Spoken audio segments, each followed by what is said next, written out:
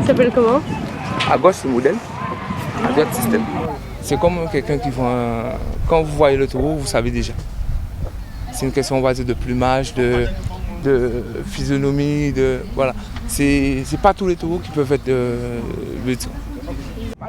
Christopher a 30 ans. Sa passion, 2 bœufs de près de 700 kilos chacun. Voilà, depuis tout petit, dès qu'il est enfant, il a de la force pour tirer la charrette. Il veut dire, bon, à 2 ans, on commence le dressage et tout. Et c'est vraiment depuis tout petit, on commence à le côtoyer, apprendre à le toucher pour qu'il puisse rester, vous voyez le truc, pour que le taureau ne puisse pas se barrer. Pour vraiment avoir une complicité avec, pour que le taureau ait confiance en vous et que vous puissiez avoir confiance en lui. La course des bœufs tirants fait partie du patrimoine et pourtant cette tradition est récente. Elle date des années 70.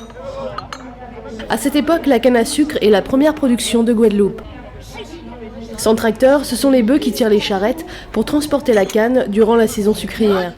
Une tradition qui permet de préserver les bovins locaux et offre un rassemblement festif tant pour les Guadeloupéens que pour les touristes.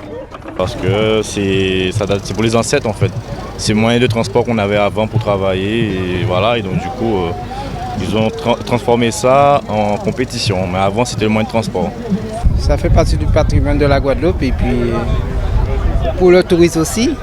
Et puis ça amène beaucoup de monde pour découvrir le patrimoine de la Guadeloupe. Je n'avais jamais vu ça, donc je ne sais pas, c'est surprenant. C'est surprenant surtout. Les bêtes sont énormes, c'est surprenant, oui. Chaque paire de bœufs tire une charrette remplie de roches, entre 1 tonne 300 et 1 tonne 700, et ce sur près de 125 mètres en montée.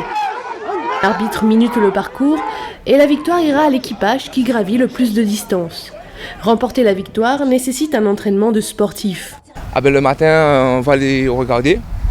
Selon les compétitions, comment ça se passe, le matin on vient pour les baigner, envoyer un peu d'eau froide sur eux pour les détendre, tout ça, leur donner du purina, des vitamines, tout ça. C'est toute une organisation. C'est un tour de compétition, c'est un compétiteur.